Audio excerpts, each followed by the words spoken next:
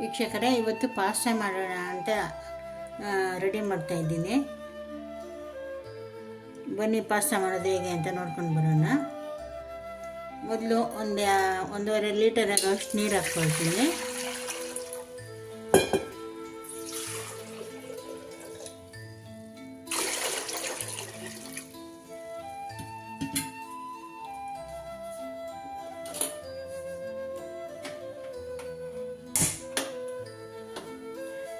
ನೀರು ಚೆನ್ನಾಗಿ ಕಾಯಲಿ.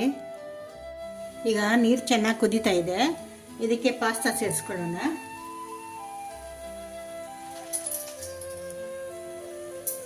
ಒಂದು 1/4 kg ಆಗೋಷ್ಟು ಪಾಸ್ತಾ ಇದೆ. ಇದಕ್ಕೆ ಸ್ವಲ್ಪ ಉಪ್ಪು ಹಾಕ್ಕೊಳ್ಳೋಣ, ರುಚಿಗೆ ತಕ್ಕಷ್ಟು ಉಪ್ಪು. ಮತ್ತು ಅದು ಅಂಟ್ಕೋಬಾರ್ದಲ್ವಾ, ಅದಕ್ಕೋಸ್ಕರ ಸ್ವಲ್ಪ ಎಣ್ಣೆ ಹಾಕ್ಕೊಳ್ತೀನಿ. 1 ಸ್ಪೂನ್ ಆಗೋಷ್ಟು ಸಾಕು.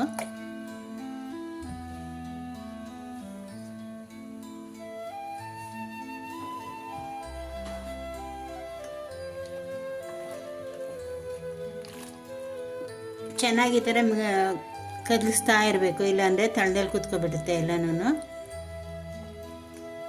ಕದಲಿಸ್ತಾ ಇರಬೇಕು, ಅದು ಬೇಯೋ ತನಕನೂ ಚೆನ್ನಾಗಿ.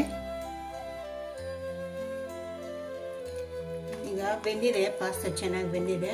ಇದನ್ನು ನೀರು ಸಪ್ರೇಟ್ ಮಾಡ್ಕೊಂಬಿಡೋಣ.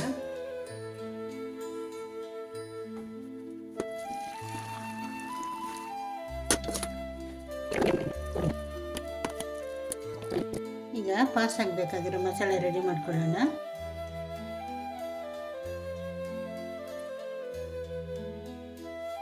ಒಂದೆರಡು ಸ್ಪೂನ್ ಆಗುವಷ್ಟು ಎಣ್ಣೆ ಹಾಕ್ಕೊಳ್ತೀನಿ.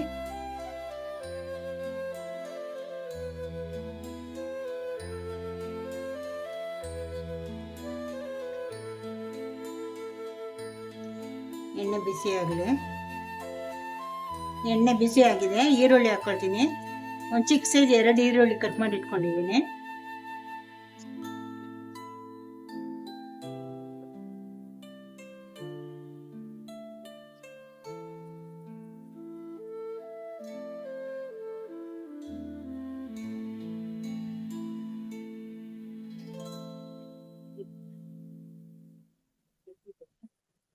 ನಾಲ್ಕು ಹಸಿಮೆಣಸಿನಕಾಯಿ ಕಟ್ ಮಾಡ್ಕೊಂಡಿದ್ದೀನಿ, ಅದು ಹಾಕ್ಕೊತೀನಿ.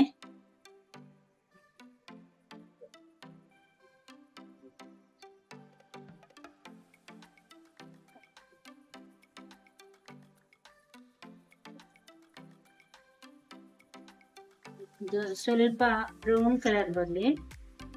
ಈರುಳ್ಳಿ ಒಂಚೂರು ಬ್ರೌನ್ ಬರಲಿ. ಈರುಳ್ಳಿ ಫ್ರೈ ಆಗಿದೆ. ಈಗ ಶುಂಠಿ ಬೆಳ್ಳುಳ್ಳಿ ಪೇಸ್ಟ್ ಹಾಕ್ಕೊಳ್ತಾ ಇದ್ದೀನಿ. ನಿಮ್ಗೆ ಬೇಕಿದ್ರೆ ಚಿಕ್ಕ ಚಿಕ್ಕದಾಗಿ ಕಟ್ ಮಾಡಿ ಹಾಕ್ಕೊಂಡ್ರೂ ಚೆನ್ನಾಗಿರುತ್ತೆ. ಪೇಸ್ಟ್ ಇತ್ತು, ನಾನು ಪೇಸ್ಟ್ ಹಾಕ್ಕೊಳ್ತಾ ಇದ್ದೀನಿ. ಸ್ವಲ್ಪ ಹಸಿ ವಾಸನೆ ಎಲ್ಲ ಚೆನ್ನಾಗಿ ಹೋಗ್ಬೇಕು.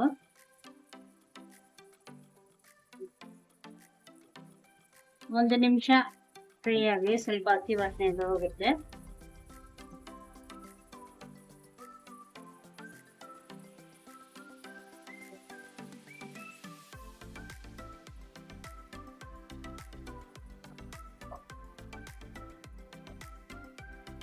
ಈಗ ಬಟಾಣಿ ಸೇರಿಸ್ಕೊಳ್ತೀನಿ, ಒಂದು ಅರ್ಧ ಕಪ್ ಆಗೋಷ್ಟು. ಕ್ಯಾರೆಟು,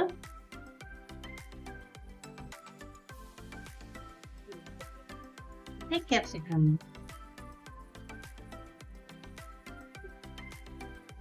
ಸ್ವಲ್ಪ ಫ್ರೈ ಆಗಲಿ.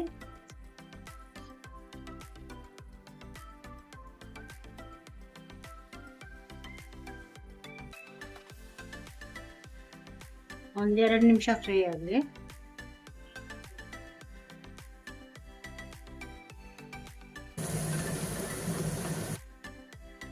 ಎರಡು ನಿಮಿಷ ಬೆಂದಿದೆ, ಫ್ರೈ ಆಗಿದೆ ಚೆನ್ನಾಗಿ. ಈಗ ಮಸಾಲೆ ಸೇರಿಸ್ಕೊಳ್ಳೋಣ.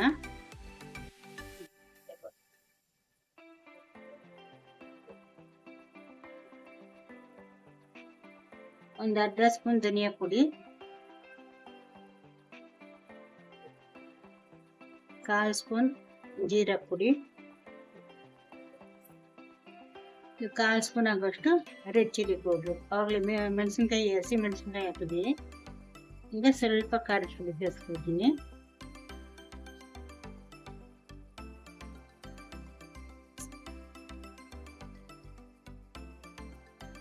ಈಗ ಒಂದು ಅರ್ಧ ಸ್ಪೂನ್ ಆಗೋಷ್ಟು ಉಪ್ಪು ಸೇರಿಸ್ಕೊಳ್ತೀನಿ. ಆಗಲೇ ಪಾಸ್ಟಾಗಿ ಉಪ್ಪು ಹಾಕಿದ್ನಲ್ವ, ಇದಕ್ಕೆ ಅರ್ಧ ಸ್ಪೂನ್ ಸೇರಿಸ್ಕೊಳ್ತೀನಿ.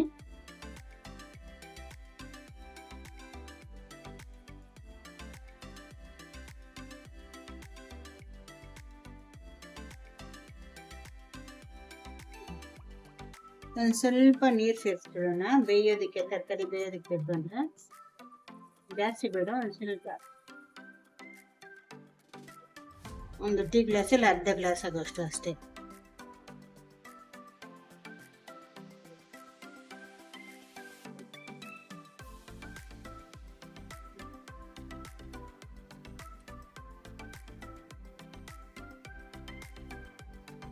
ಈಗ ಬೇಯಲಿ, ಒಂದು 5 ನಿಮಿಷ ಬೇಯಬೇಕು. ಬೇಯಲಿ ಚೆನ್ನಾಗಿ.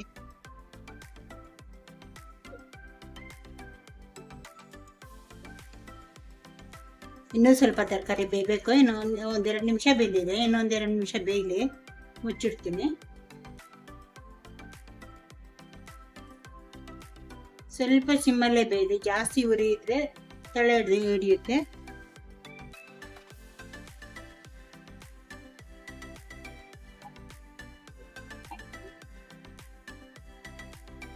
ಈಗ ತರಕಾರಿ ಎಲ್ಲ ಚೆನ್ನಾಗಿ ಬೆಂದಿದೆ. ಇದಕ್ಕೆ ಸಾಸು ಸೇರಿಸ್ಕೊಳ್ಳೋಣ. ಇದು ಪಾಸ್ತಾ ಸಾಸ್ ಇದೆ. ಈ ಸಾಸ ಒಂದು 3 ಸ್ಪೂನ್ ಆಗೋಷ್ಟು ಸಾಸ್ ಸೇರಿಸ್ಕೊಳ್ತೀನಿ.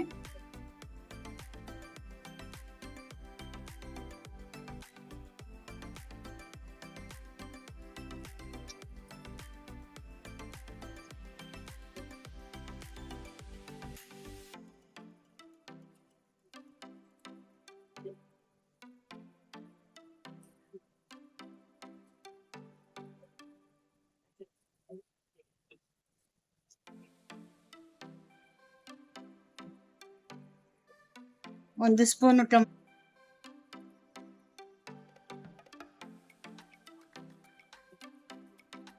ನಿಮಗೆ ಬೇಕಿದ್ರೆ ಟೊಮೊಟೊನ ರುಬ್ಬಿ ಚೆನ್ನಾಗಿ ಇದು ಮಾಡಿಕೊಂಡು ಹಾಕ್ಕೋಬೋದು. ಪ್ಯೂರಿ ಮಾಡ್ಕೊಂಡು ಹಾಕ್ಕೋಬೋದು ಟೊಮೊಟೊ ಪ್ಯೂರಿನ. ಟೊಮೊಟೊ ರುಬ್ಬಿ ಪ್ಯೂರಿ ಮಾಡಿ ಹಾಕೋದಕ್ಕೆ ಟೈಮ್ ಇಲ್ಲ ಅಂದರೆ ಈ ಥರ ಸಾಸ್ ಇದ್ದರೆ ಸಾಸ್ ಹಾಕೊಂಡು ಹಾಕ್ಕೋಬೋದು. ಸ್ವಲ್ಪ ಸಪ್ಪೆ ಅನ್ನಿಸ್ತಾ ಇದೆ, ನಾನು ಚೂರು ಉಪ್ಪು ಸೇರಿಸ್ಕೊಳ್ತೀನಿ. 1-2 ಚಿಟಿಕೆ ಆಗುವಷ್ಟು. ಆ ಸಾಸ್ ಎಲ್ಲ ಸೇರಿಸಿದ್ಮೇಲೆ ಯಾಕೋ ಸಪ್ಪೆ ಅನ್ನಿಸ್ತಿದೆ.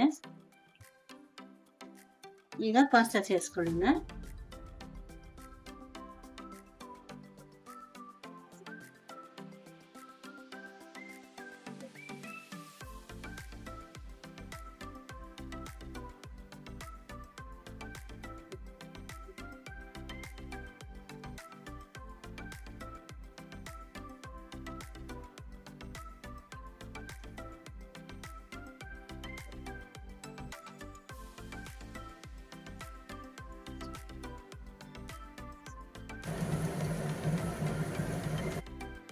ಸ್ವಲ್ಪ ಚೆನ್ನಾಗಿ ಮಿಕ್ಸ್ ಮಾಡಿಬಿಟ್ಟು 1 ನಿಮಿಷ ಬಿಟ್ಟರೆ ಸಾಕು.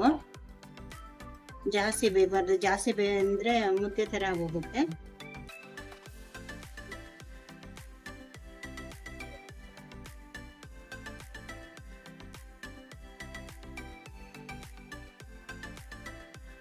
ಈಗ ಲಾಸ್ಟಲ್ಲಿ ಕೊತ್ತಂಬರಿ ಸೇರಿಸ್ಕೊಳ್ಳೋಣ.